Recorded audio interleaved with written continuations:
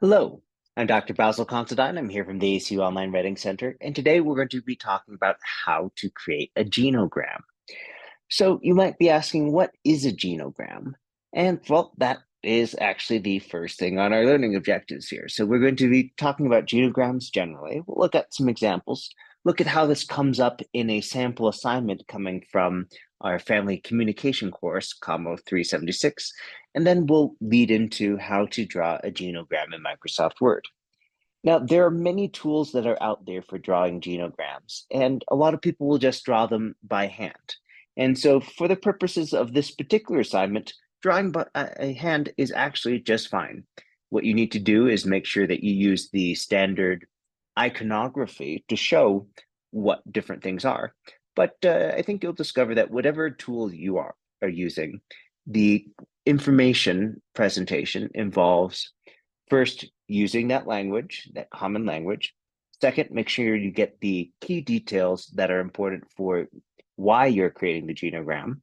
And then that you have it in a manner that is reasonably easy for you to add to enhance, to update over the period of time. So let's talk about the key components of a genogram. What is it?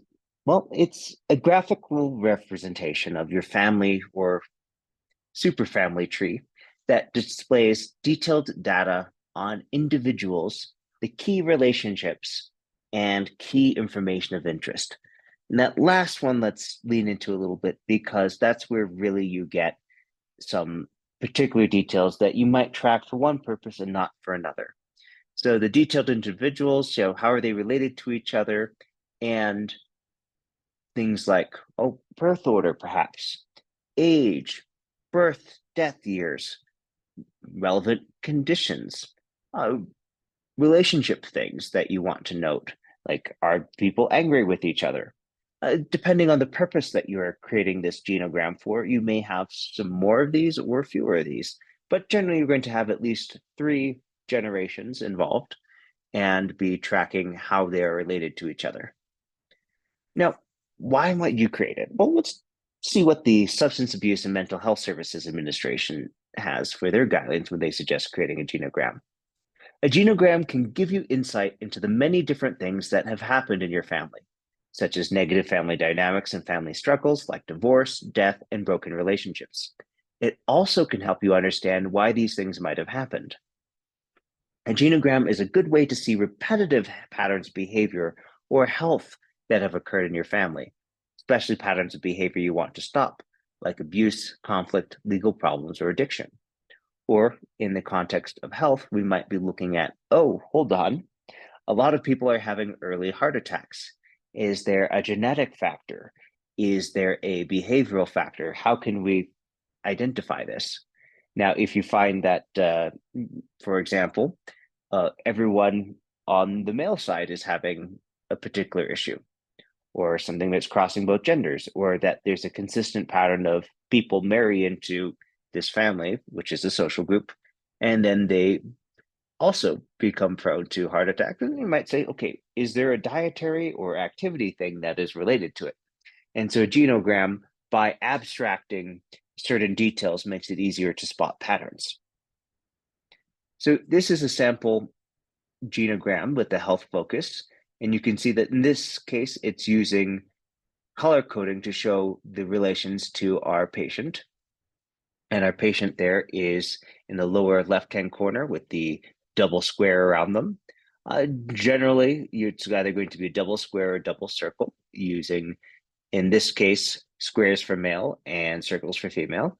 So whichever one you see double, that's our patient. And then you can see here that they have tracked things like, oh, parentheses is the cause of death. So we have cancer, suicide, old age, heart failure, unknown, childbirth, and other things like that. If you don't have the cause of death in parentheses, you haven't died yet at the time that this genogram was made. You can see that there's that legend in the lower right-hand corner, which is showing things like the key for, oh, alive and well. That's if you have a description that is not in parentheses. And if you have a divorce, we can see that they're two instances of double red lines in this chart. So two people have gotten divorced in this genogram.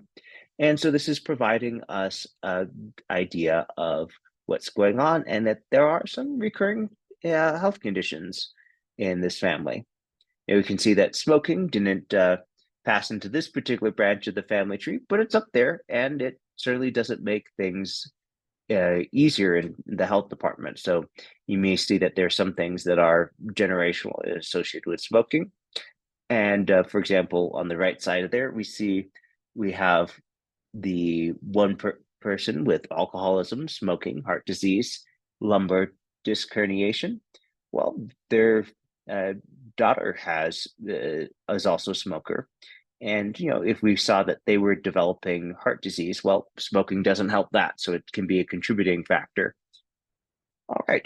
Now, on our second example here, this is using a slightly different notation. Look at how the use of color is different between these. But we have that common, squares for male, circle for female, the connecting lines showing us when people are married and who's the children of who. In this case, we have a conflictual, so that curvy line that you see between our middle tier. So there's some conflict. And if we look at this, we see that, they divorced. Yes, there's often conflict because of divorce. And in this case, the conflict is something that they felt was important to track. Now, the notational system here is a little different in that you have the X on the circle or square to indicate if someone has died or not.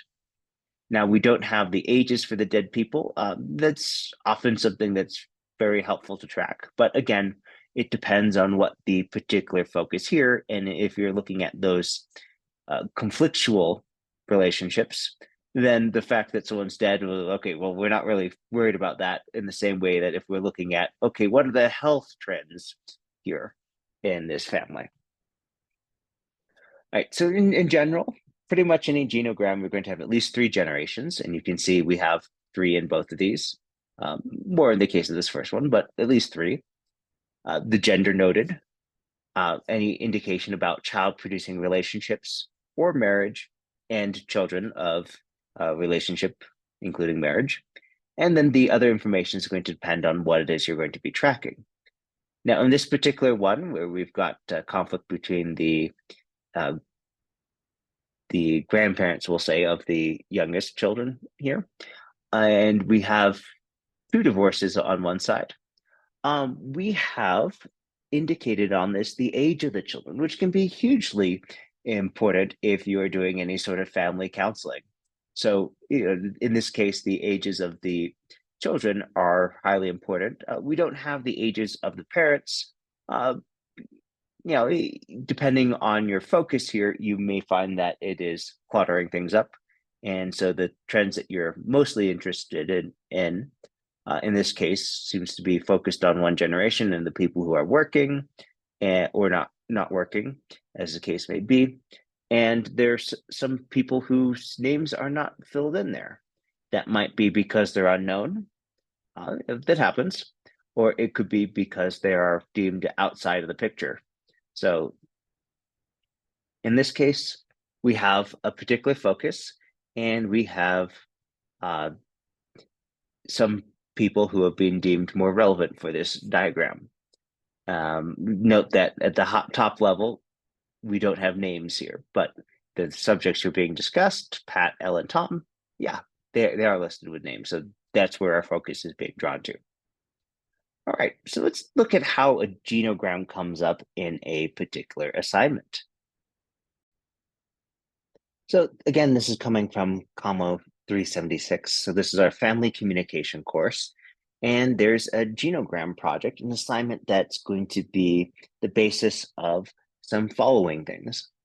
And so this begins with the preamble. The purpose of this is to create a genogram. And there's also going to be an essay component. Now, today we are focusing on the genogram drawing on that task.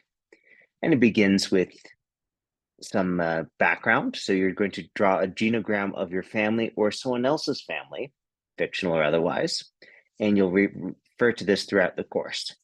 Now, if you want something fun and also a bit messed up, you could try and diagram a family on Game of Thrones or some other fictional franchise. Some people like to do this with the superheroes. And just the point is to have something that will provide fertile ground for your later uh, assignments. So, you don't want to have a family that everything is quote unquote perfect, because it's probably not going to give you a lot to talk about. But knowing that functional and dysfunctional, most real life families will have some element of function or dysfunction. And if you're taking, say, the health track, well, that's part of getting older. So your genogram must include at least 3 generations. Okay, standard. Marriage as applicable. So if no one's married, you might have dash lines instead of full lines. But the number of children resulting from these different unions or relationships, birth order, which is normally left to right, oldest on the left, youngest on the right for the breakdown for each union. Birth and death dates is applicable. Emotional attachments and a legend were key.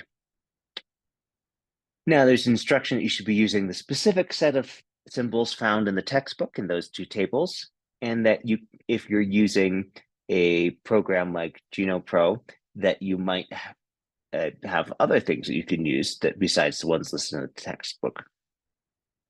And there's a note, as we saw in those earlier examples, particularly this one here with the double square, you want to indicate who the quote unquote patient or client is. Now, the main person outlined in bold, larger size, and a double line, so the eye goes right to that. So that's a note on the formatting it. And then significant relationships, which can include key friends. So this isn't, just tracing a health condition through the family, that we're looking at key relationships here. So just as each of these examples included different sets of information, in this case, we're focusing more on the relationship aspect. Okay. Now, you can create this any way you want. We'll be talking about using Word, but you can create this any way you want, including hand drawing. Even if you are doing this electronically, I think hand drawing is a good way to sketch things out, because you can start putting down the details and then use the electronic part to get them neatly. But if you're writing these down and you say, okay, well, hold on, I forgot someone, it's easy enough to add them into your sketch. Doesn't need to be neat, just needs to be there for you to have it as an easy reference. And then there's the essay, which we're not going to be focusing on today, but we'll be looking at these patterns. And so it might be a helpful thing to be thinking about which details you're going to be putting into your genogram, knowing that these are some of the kinds of patterns you might be discussing. And you want to have a minimum of 3, so you want to have at least 3 types of details that will show some sort of pattern. And if you're interviewing family members and describing your actual family, then think about what kinds of questions you want to ask for that. All right, for the next part, we're going to be talking about how to draw a genogram in Word. And let's take a look at the notation that we have in the textbook. So on the left, we have the relational ones for marriage, separated, divorced, widowed, engaged, the dashed line, cohabitation, and then recognizing that we have both heterosexual and non-heterosexual couples, and that if it is relevant to the way that you are describing and analyzing this family, some people choose to put pets there. Pregnancies, miscarriages, abortions. Sometimes there's something else going on. So we look at the examples of emotional attachments drawn there on the right. And so we have things like the hostile, conflictual, which gets worse when you have the line through it, because that indicates violent. And, which types of things we're tracking, again, is going to be depending on what the purpose of this genogram is. So, the who's indifferent and apathetic, that may or may not be something that is very relevant to what you're tracking. But going back to that assignment description, we want at least 3 patterns, and these can be about things like communication or health, religion and spirituality, and more.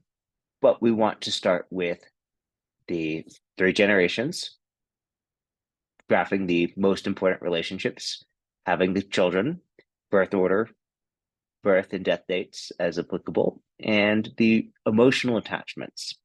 So again, that question of emotional attachments, we have table 2.4 here, and hopefully there aren't going to be violet ones on it, but it does happen. And hostile, conflictual, that can be many things, but let's try and clarify what's going on. And you can see from this notation here, it's very easy to see which is which. Okay, so let's go ahead and now talk about how to use Microsoft Word. Now, one thing I want to stress is that you can recreate the wheel in Microsoft Word, but you don't need to, because there are many other family genogram templates that other people have already developed. So I went ahead and went to this website here, and I grabbed a couple templates, and we'll look at a couple and talk about how you might or might not choose to use them. So first of all, let's take a look at this example here. So this is a template where we have these different graphics here, and you, as an advantage, you can copy and paste these different things when you're adding someone else into this timeline. You can also go ahead and edit the text. In this case, I see, oh, hold on, there's a typo there. Let me change that really quick. And so you can grab that and you can update that. Now, when we look at these different ages here, you can see that that's a little box there. So you can actually use the text box function here, insert text box, and add an age, or you can select an existing one and say, all right, I'm going to copy and paste that, and then move it down here to add that information for someone else. So this is an example of being able to reuse material. Now, if you are going to be identifying the key person that you are building this genogram around, one way to do that is to take an existing thing. In this case, I've copied and pasted this box, and I can make it larger and surround the person there. Now, according to the instructions, we also want to do a couple things, like make this text about them larger. So ignoring the typo for a moment, just for the sake of our illustration here. See, all right, so we've got that, and we can go ahead and add that in. Now, let's say that you have someone who is divorced, and we want to use the notation. Again, remembering that you will need to add a key eventually.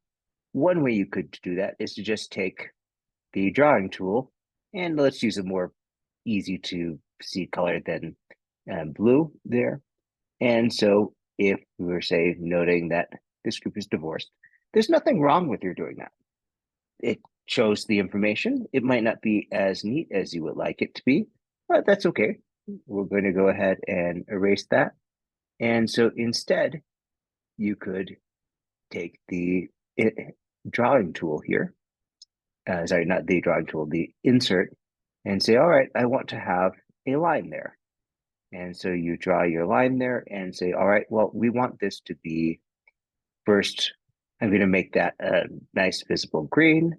We want this to be thicker. So in our weight, we can change that to 3-point there. So that's very easy to see. And then if we are using a dash pattern, then we can select the dash pattern there. And we can also duplicate that. So let's say we want to indicate divorce. So I just copied and pasted that, and I'm going to put those next to each other, and then it's very clear. Now it gets a little interesting sometimes when you're using different shapes here that are more curly.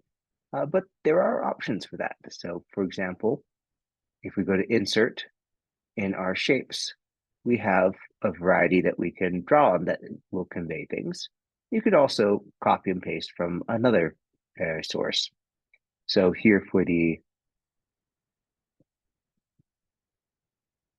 indication of the color, some people will take that and they'll just copy and paste that multiple times to show a particular relationship. The idea is, again, clarity and consistency. So you will probably want to go ahead and refer back to this and say, okay, what are the things that we're trying to depict here?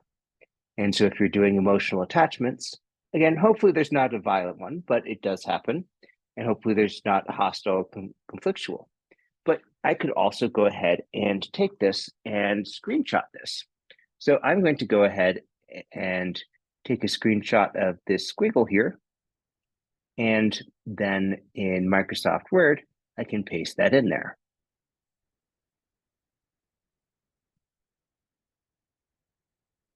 Now, what I do with this, if I just drag it around, well, I'm constrained by some things until I edit the size and position. And so I can say, all right, I want this to be in front of the text so I can move it around very freely. And so if we're trying to show a relationship here, I can take this, I can reshape it, and then run it between these two people. Now, you can see it's blocking, but I don't need this to be transparent. I can actually take this and move it backwards and keep doing that until it is behind there. And say, okay, maybe that's not the alignment I want, but we're trying to show the proof of concept here. So let's say that these people are not getting along. Okay.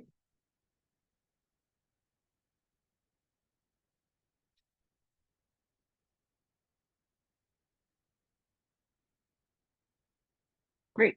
It's now showing that relationship. Now, does it need to be perfect? No.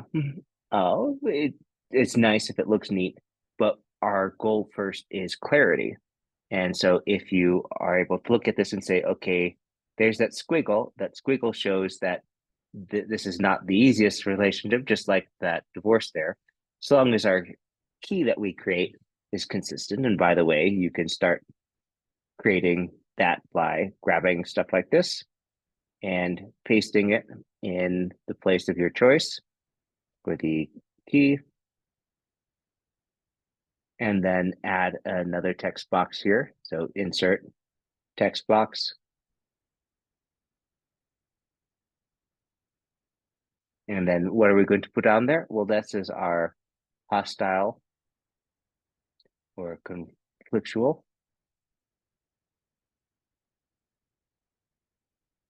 And we can go ahead and we can resize this. All right, and now we have our label. So as you add different things here, wherever you're getting them, you can go ahead and build out your answer key. Now, are you going to use this particular thing to start? Probably not, but you can certainly use it as a starting point because everyone's going to have parents and grandparents. Now, how many children? Well, maybe you say, okay, well, I'm going to take that part out and because they only had 2 kids. Great. We've just made an adjustment there. All right, maybe this person has this was a daughter. All right, so we can take that out. And so we're going to go ahead and grab a circle from here and paste that in there. So you can see that by reusing material that's already been placed in this document, we get to save a lot of time and trouble. Now, I do want to caution you that you want to make sure you have all of the details that are requested here. So make sure that you are going back and checking your requirements because in this case, we need to have the 3 generations, marriage tract, children, and birth order, going left to right, oldest to youngest, and then birth and death dates as applicable. So rather than ages, which does mean that the table needs to be updated periodically. If you have birth and death dates, that makes it, while you need to do a little bit of mental math with it, that is something that makes it not require annual updates.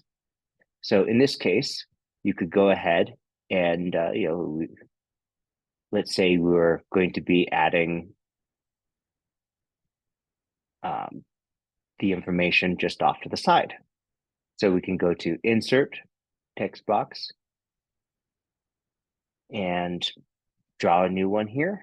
And I would just be consistent about how you're doing that. So an easy one is born in 1978, because that's very clear that that's listing the birth year. And then for someone who is dead, well, we can just take this and copy and paste it here and put in whatever dates are applicable for there. Now it's probably going to be a bit older than that, but this is just demonstration.